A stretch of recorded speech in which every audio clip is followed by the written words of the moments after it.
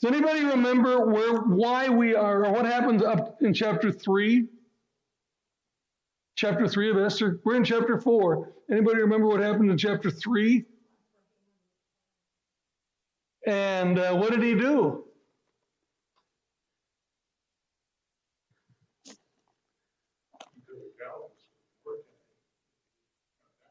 Yeah, well, we'll see that later, but yeah. He made a decree to eliminate all Jews everywhere in the entire area of Susa. Well, this was Persia, by the way. So in the entire land of Persia, there was 127 what they called satraps, which were just sections of that they had broken it up that were a little bit tinier than all of the nations that had been captured. But I always thought this was interesting. The copy of the edict to be issued as law in every province was published to all the peoples that they should be ready for this day. And the couriers went out, impelled by the king's command, while the decree issued in Susa, the capital. Well, the king and Haman sat down to drink in the city of Susa. Well, the whole city was in confusion. This is interesting to me. He issues this decree to kill all of the Jews, all of them. And then they sit down and drink. It's probably eat and drink, but still sit down and drink. Everything going? Good. And we're good. I'm going to read a little bit of this chapter. I think it's, I don't know, a few verses. Is this a verse at a time? Do I go like this? No, that's a little more too much. Okay, we're good. That's fine. That's fine. Okay. When Mordecai learned all that had been done, he tore his clothes, put on sackcloth and ashes, and went to the midst of the city and wailed loudly and bitterly. And he went as far as the king's gate, for no one was to enter the king's gate clothed in sackcloth. In each and every province where the command and the decree of the king came, there was great mourning among the Jews with fasting and weeping, wailing, and many lay in sackcloth and ashes. So what's the significance of sackcloth and ashes? Yeah, these were mourning clothes, and these were serious mourning clothes. Sackcloth, who's familiar with burlap? Yeah, basically burlap bags. They took burlap bags and cut them up, made them into clothes. These are very uncomfortable. When I was a kid, I used to sleep in burlap bags once in a while when Dad didn't catch me in the barn. But they're uncomfortable. They are uncomfortable. So this is what's going on right now, and that's why what it's like. Why is it likely? Let me say this way.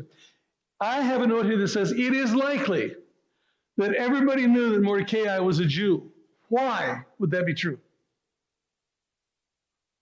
Anybody seen pictures or drawings of people during the Middle Ages and Jews during the Middle Ages? What's the difference? They did. What else? They just wore different clothing. They wore different clothing? Yep. Absolutely. That was all true. This is all it was. They dressed differently, they acted differently, and they had an accent because their native language was going to stay Hebrew, well, probably Aramaic at that time, but it was going to be not exactly the language of the people there spoke, so they would have that accent. If this plan of Haman had gone through, what would have happened to God's promises? Where were God's promises made? They would have been all annihilated. That's right. And the promises of God? Yeah, annihilated also. So here's the question I have. We know a little bit about Mordecai, the fact that he was a very faithful Jew. And if that's true, and he trusted and believed in God, what do you think he knew when this decree came out? He knew that it wasn't going to be fulfilled as they wanted it. I think that's true, and I think that that's something we'll see a little later on as we went on. I also have the question, but it's a dumb question. How would you react if the king of your country decreed your people were all to be killed? My background nationality, I'm half Scandinavian and half who knows what, because my Gidding side came to America in 1636. What do you think it mixed with from 1636 to, I was born in 1946. So I don't know what my father's side had for sure, but I do know that my mother's side was 100% Norwegian on my grandfather's side, 100% Swedish on my grandmother's side. So I'm Scandinavian, and half, yeah, 57, Heinz 57. I have another question. There's just something to think about. It doesn't say anything here except that some of the Jews in the other nations and the other parts of the world went into wearing sackcloth and ashes. Do you think any of the other Jews start trying to figure out immediately what they were going to do to counteract this? If it was you, would you think your family would? I think there was some going on out there. Verse 4, okay. Then Esther's maidens and her eunuchs came and told her. Yes, sir, what? Oh, that's verse 1, yeah. It's not verse 4. It is verse 4. Yep, it is verse 4. Yep. We're good. Then Esther's maidens and her eunuchs came and told her, and the queen writhed in great anguish. She sent garments to clothe Mordecai so that he might remove his sackcloth from him. But he did not accept them. Then Esther summoned Hathach, who was the king's eunuch, from among the king's eunuchs, whom the king had appointed to attend her, and ordered him to go to Mordecai and learn what this was and why it was. So Hathach went out to Mordecai in the city square in front of the king's gate, and Mordecai told him all that had happened to him and the exact amount of money that Haman had promised to pay the king's treasurer for the destruction of the Jews. He also gave him a copy of the text and the edict that had been issued in Susa for their destruction, that he might show Esther and inform her to order her to go to the king to implore his favor and plead for her people. Why did Esther send clothes to Mordecai? Well, yeah, but anything else? What does it say about coming into the king's gate? You can't wear sackcloth and ashes into the king's gate. So he's not in the gate, but it's like this. Here's the gate. Here's Mordecai. Let's say the king decides to take a ride for someday, and he comes out and gets on his horse and rides out. What's the first thing he's going to see? Standing there in his sackcloth and ashes. I think that that's maybe part of the reason why she sent close to him.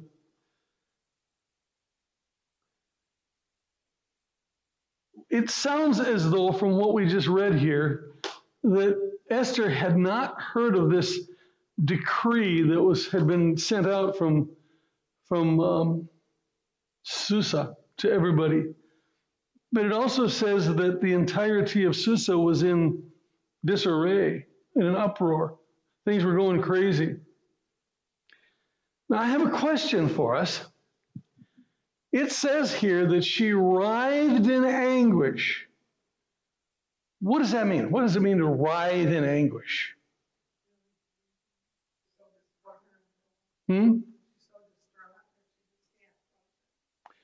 When I was 19 years old, I was working for Boeing Aircraft, and I was trying to stand a steel plate up against the wall. It was 1,200 pounds, and the bolt that I was putting it up with broke. It fell down, and I looked down, and there was my ankle, and there was the steel plate, and there was my foot, which is why I'm hobbling around nowadays. But that was a great deal of pain. The people that helped me get out of there, they put me on a piece of plywood and then set me on a table and called the nurse. And you could see from about here to about here, the bone. I mean, there's not a lot of skin there, so it was wide open. And two of the guys that were holding me up went into shock. I didn't. I was raised on a farm. I'd been hurt before. Not quite that badly, but I had been hurt before. But some of the guys that saw that writhed in anguish. They could not stand it. And that's what this word means. It means to be hurting so bad, either physically or emotionally, that you can hardly stand it.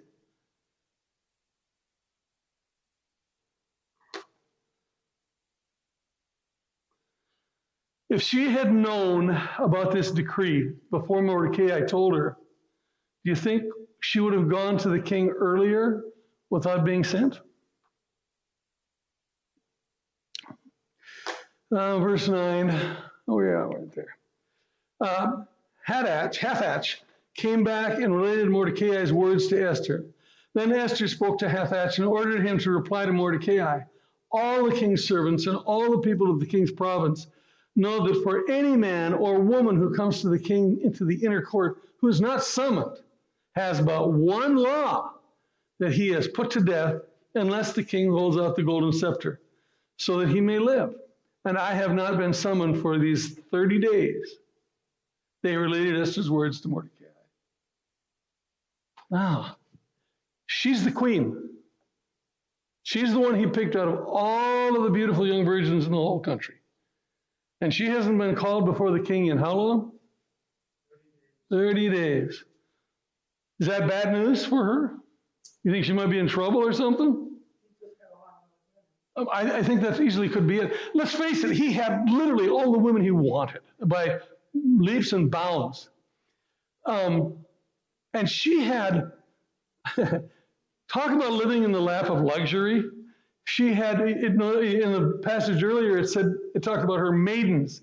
Well, her maidens are just her ladies in waiting, the ones that are watching over her and taking care of her. And she also had eunuchs that took care of her. Now, any of you ladies who have had big brothers, usually they're there to help protect you, take care of you. And these eunuchs basically became that to these women. Nothing was going to harm them with these eunuchs. They were usually big, burly guys that were sent in there specifically to protect the women, to make sure nobody else got in there and took liberties with them. I mean, this was exactly the plan.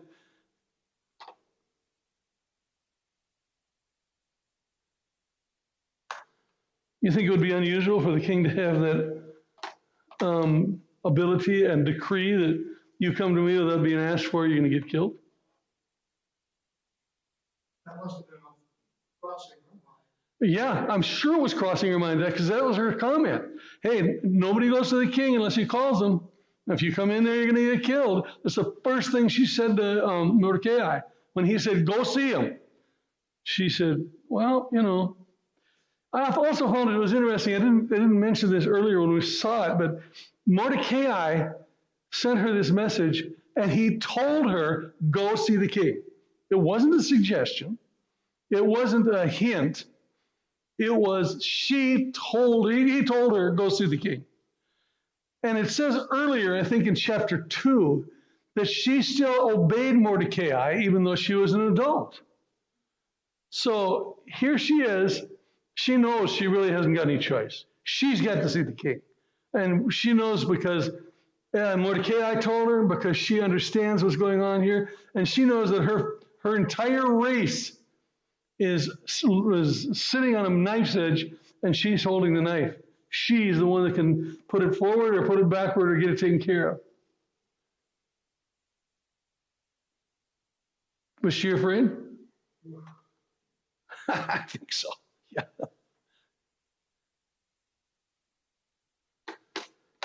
Told you we were going to go too fast through this. Then Mordecai told them to reply to Esther, do not imagine that you in the king's palace can escape any more than all the Jews. For if you remain silent at this time, relief and deliverance will arise for the Jews from another place. And you and your father's house will perish. And who knows whether you have not attained royalty for such a time as this? Mordecai was aware of the promises to Abraham, to Moses, to David, that would not be fulfilled if the entire nation was wiped out. That's why I believe he was confident that something would happen. That comment he made, if you don't do this, deliverance will rise somewhere. But don't you dare think that you're going to be protected just because you're in the king's palace. If the decree was issued that all Jews were going to be killed, you think they wouldn't figure out she was a Jew? You think that she could keep it a secret? It would be found out. The king, huh?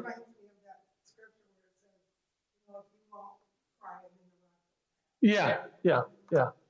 That when Jesus is getting ready for the triumphal procession, and they said, "You hear what your disciples are saying?" And he said, "Yeah."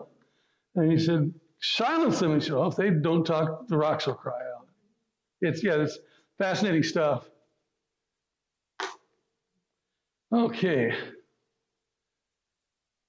In his reply, Mordecai reminded Esther of 3 facts. I copied this from a commentary, so understand if the words don't sound like mine, some of them aren't. First, he told her that being a palace resident was no guarantee she'd be delivered from death. The royal edict said all Jews, 313. Haman would see to that every last Jew was discovered and slain, even those in the palace. For that matter, there were probably palace personnel who were still loyal to Vashti and who would be happy to see Queen Esther removed. Second, Mordecai reminded her that her silence wouldn't prevent deliverance from coming from some other source. The reference here is to provide the providence of God, even though the name of God isn't mentioned. Knowing the Abrahamic covenant, Mordecai had faith that the people of Israel would be protected from annihilation. Oh, comment here, deliverance. So Mordecai's attitude was confident, but could have been perceived, understood by Haman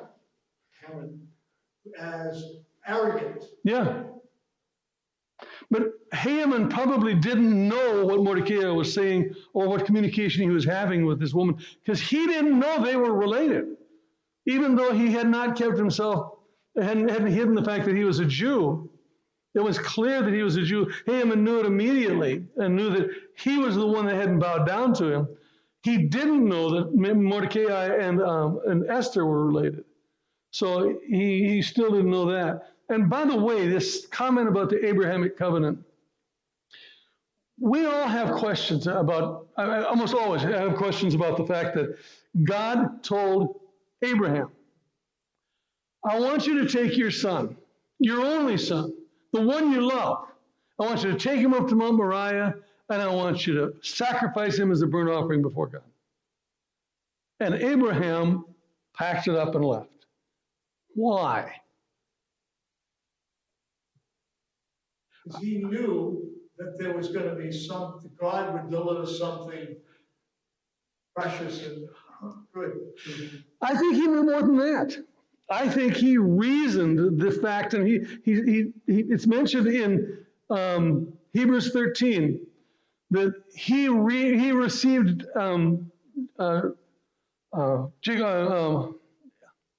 can't say it, his son back by, not in actuality, but in effort. He seemed to receive him back. So the response I have is, and I've been listening to some guys that have been studying online lately. I've just been watching a website, and they made this comment. They said Abraham reasoned to the resurrection. He knew that God was able to raise people from the dead, and the way he knew that is because he told Abraham and Sarah that while he was 99 years old and she was 80, they were going to have a baby.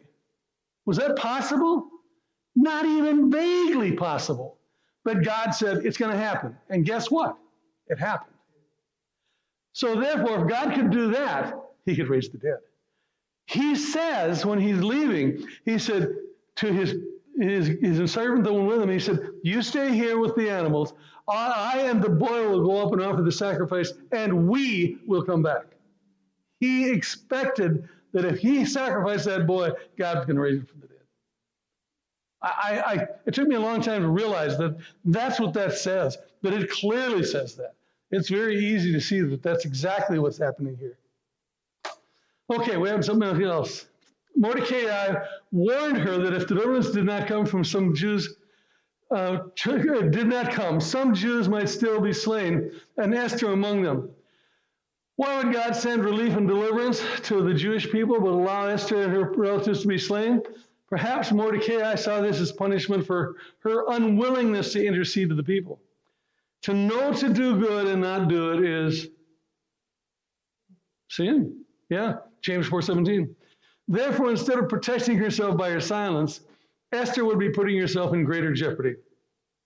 Haman and his agents would have little trouble finding her in the palace and taking her life.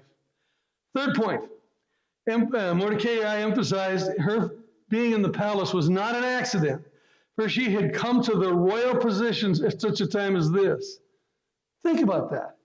Out of all of the women that were found, this is the one, a Jewish girl, to be the one that the king chose. That's no accident. That's God working in the world. Yeah, absolutely. Huh? Yeah, yeah. Yeah. You know, I look at kids nowadays. I look at girls. It's still. But how many people are? If they got this position that Esther had gotten, there would have been. I made it. Now I can do anything I want to for the rest of my life. And she wasn't that way. She specifically says she was kind and gentle, and she listened to the advice of the eunuchs that she had assigned to her, and they said, do this when you go see the king. Take this with you, take nothing else, And she followed that advice. And that, I think, was as much of it as the fact that she was a beautiful girl. Now, God had brought her to the throne, and he had a purpose in mind. That purpose was now evident. She was there to intercede for her people. The statement of Joseph to his brothers comes to mind. You remember what Joseph said when his brothers came to him and said, don't hurt us. We sent you off to be, what did he say? He said, as for you, you meant this as evil to me, but God meant it as good, in order to bring about the result that preserve these people and make them alive. Okay, we're near the end.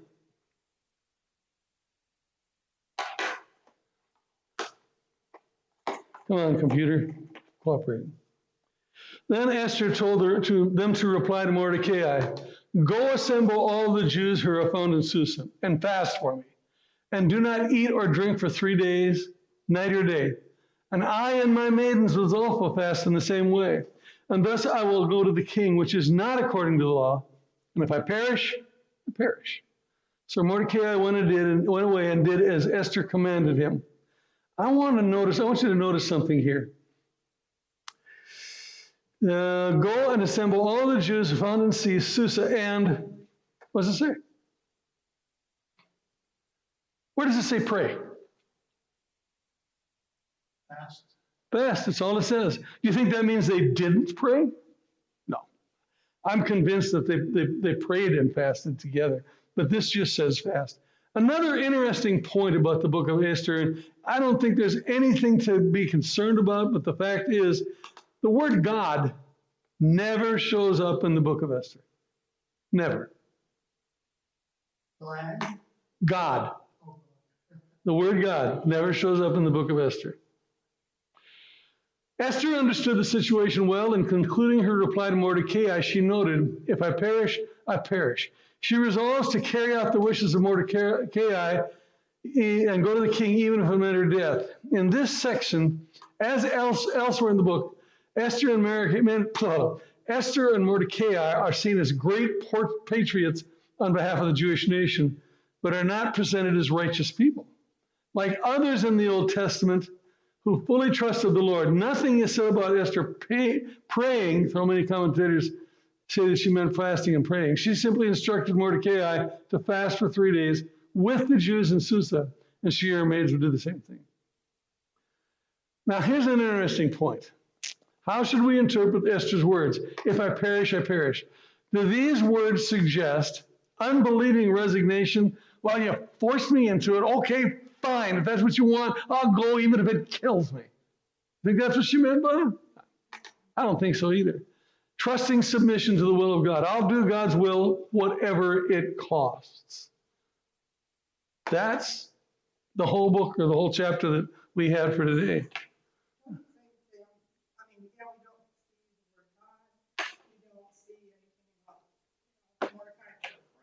Yep. Or whatever, And but I think we can draw the conclusion that they were Jewish, for one thing. They have a strong, I don't want to say faith, but they have a strong upbringing in God's word and everything that's happened prior to them. And so I guess you could say it's their faith that's playing out here. And we really don't have a question to say, well, how do we know they, believe in God? How do we know, because that's the way they were raised. Yeah. And I think sometimes too, and this is just my thinking, but I think there are certain people that have been through the Bible and throughout the world even today. They have a certain, I don't want to say a connection, but they've always had not even a relationship, but just that, a connection. I can't think of what that is, with God. Yeah. And until, maybe they're not Christian, but until somebody comes and enlightens that, and, but they've always had that, Mm-hmm. So I think throughout the Bible, there are even some people like that. God's noticed a good heart in them, and he's noticed that they would be someone that he could use to further his kingdom. Mm-hmm. He's chosen those people. Yeah. And we're not given the information that they were totally, pointed to him, or they prayed, or they did all this, wonderful religious stuff regarding God, but for some reason he felt they were. I think that that's 100% true. We don't see God mentioned anywhere in here. We don't see their great faith mentioned in here. We don't see their prayer life in here. All we have is this short, I made a comment, I think it was in the first or second week of class, that this book is like a slice of a pie, about a little bitty slice of pie in a banquet. There's so much going on around, and we have such a small piece of information here. And we don't have a lot, but we do know what we know, and that is God never put any of these books in here without a reason. There was a reason for that book to be in here, and it was to help us. We need to grow closer to him, and reading that will help us to do it. Knowing this book will help us to do it. Yeah. Oh, yeah. Yeah, I don't see either of these people mentioned in Hebrews 11, the book of basically the story about the faith, those who had the best faith. But it doesn't matter. What matters is we do see somebody who does the right thing when they have a chance to not. Yeah. Oh, yeah, I think that is. Yeah. Yeah. And also the fact that, I don't know how many of us have ever heard this, but the fact of the matter is, if you take all of the information we have about Jesus in Matthew, Mark, Luke, and John, and scattered here and there between the other books, we may have about some of the things that happened during about 40 days in a 3-year period. We don't have a lot of information, but we have all we need. And that's what it's all about. The book of the Bible, the Old Testament that we read here right now, if you had all the history that we have in there, and you can read, one of my daily readings just the other day was talking about the rest of the Acts of Isaiah written in the book of Jeshurun, the prophet. We don't have any books of Jeshua the prophet. And we don't have any books of any of those other guys. And we don't have the chronicles of Isaiah, of Israel, or the chronicles of Judah. We don't have that stuff because we don't need it. God gave us what we need and no more. Questions, comments? We have all have our own thing that God plans for us to do. Yeah. Like we are here for this purpose, for this reason at this time. It's important to watch. Yeah, it is. I agree. I love reading the Bible. I do. There are times when I sit down and I get lost in thought and other things as I'm reading, but I think everybody does that. But I read this thing and I say, well, I remember part of that story, but I didn't remember all of that story. I didn't remember all the way that went last time I read it, last year when I read it, or last month when I read it, or whenever it was that I read it last. And this is all here for me. The book of 1 Corinthians, they said that what's written in earlier times were written for our help, to help us to grow, to be stronger, to be understanding better. And that's all what it is, and it's here. That's what we got. A lot of times you'll hear people, even our own members, say, I don't want to study the Old Testament. It's boring. I don't know what it has to do with anything. I've heard different people say that, and it's like, how can you not see the connection? Yeah. Like I said, the red ribbon that goes from Genesis to Revelation, when all of it pertains to us. Who was the first one to come up with the red ribbon idea? The red ribbon. I mean, that somewhere The along blood of Jesus runs through the Bible like a red ribbon, like a red ribbon. I don't know who was the first one that said that, but it was long ago. I'm gonna read just a little bit because I just finished this reading in my daily readings. This is going to be so exciting for you.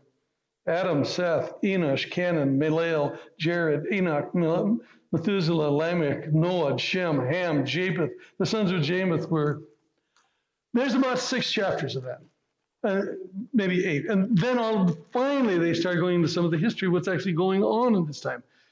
Why would they put that in? And Samantha asked me that the other day when we were reading this. Why would they put that in there? Come on, guys, think. Who was genealogy important to? Why? Because it gave them their claim to God. Yes. They can say, we are children of Abraham, and here's our proof. I have genealogy going back from here to him. Yeah.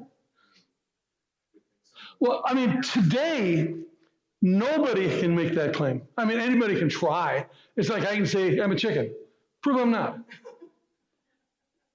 Well, let me change it to, I'm a woman. But you just saying that you are something doesn't make you that, but you can pretend you are. You can believe you are. You can act as though you are. And that's the thing. And that's what a lot of that war over the Yeah. I belong, I'm from Abraham, I'm from this one, and that's the big fight Yep. over land or whatever. For thousands of years. Yeah, and it has been thousands of years. It has been. It is sad when you see some of the stuff going on there. Some of the stuff that's been going on for all this time. But it doesn't matter who I descend from. I told you that I am Scandinavian and I'm British, and I know that. But what is the British side? I don't know. Samantha went and got a genealogy test done. It's been a couple of years since she did it. One of the things she was surprised to find out, we have, or at least she has in her blood, 1% black, 1% North African. And well, that's something that most people wouldn't have thought of. Well, I happen to know something that a lot of people don't. Have you ever heard of a black Swede? You know what a black Swede is? Tell me.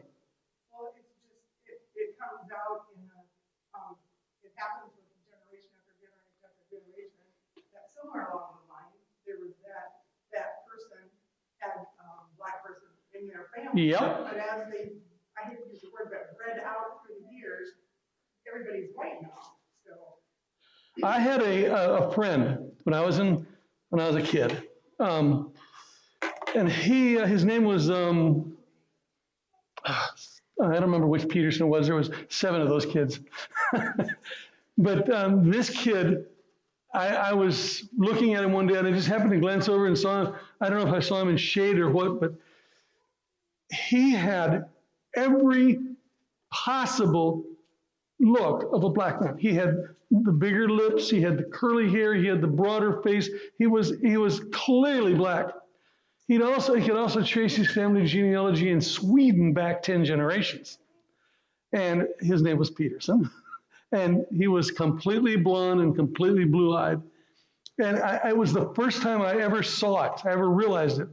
The Viking warriors, the Viking raiders, among other places, raided and captured black women and men to serve as servants and slaves in Scandinavia. And probably that's where that came from. There's people like that in the United States. Absolutely. Go back to President Jefferson and Washington. Yes. Back to the slave, Sally Henderson, something, yeah. I'm sure most of us have somewhere. Oh, I wouldn't doubt it a bit, yeah. I mean, my dad was from Kentucky, and they all grew, tobacco for Yep, alcohol, yep. so somewhere along the line, I'm sure that's the case. Yep. There was a big plantation somewhere in the South owned by one of my relatives, the Giddings plantation. And after the Civil War, there was an offer made to a lot of the black people that they could repatriate to Africa. You may have heard of this country of Liberia. And the country of Liberia, that's where it started. A lot of Liberians have moved from Africa to Minneapolis. And guess what a very common name is, family name? Yeah, Giddings. If you look in the phone book in Minneapolis, whatever, I don't know phone books anymore. If you look in Minneapolis and look up the names like that, you're going to find 80% of the people in Minneapolis with the name Giddings are black.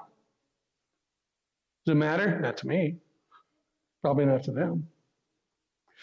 I am done. Anybody else have anything else they want to ask? Never used the phone book to pick out a name. Yeah, you can, you can do that. My dad and mom, that's where they got my name, out of the phone book. Really?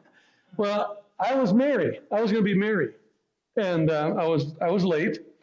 And all of a sudden, my mother went into labor, and Dad took me to the hospital. Literally had to carry her up the steps into the hospital.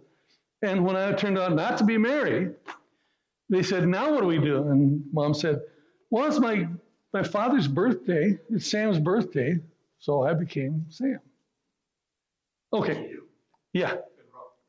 Yeah, a boy named Mary. I'm almost as bad as a boy. I have to say, Sam, I did one of those, Dan bought me one of those genealogy things. I sent it in, of course, it all came back, and most of it was what I've been brought up with that I've heard. But one thing I learned, and it said I was 1% Jewish. Well, my mom's whole family came from Germany, so that's, and they've always kidded me about that. But the funny thing was, Al did it, and his didn't have any of that in it. But it came back Neanderthals.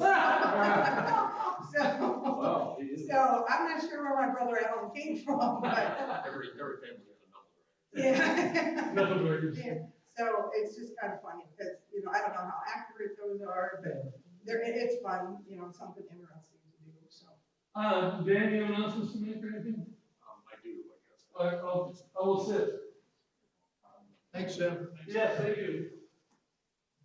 Hey, Dave.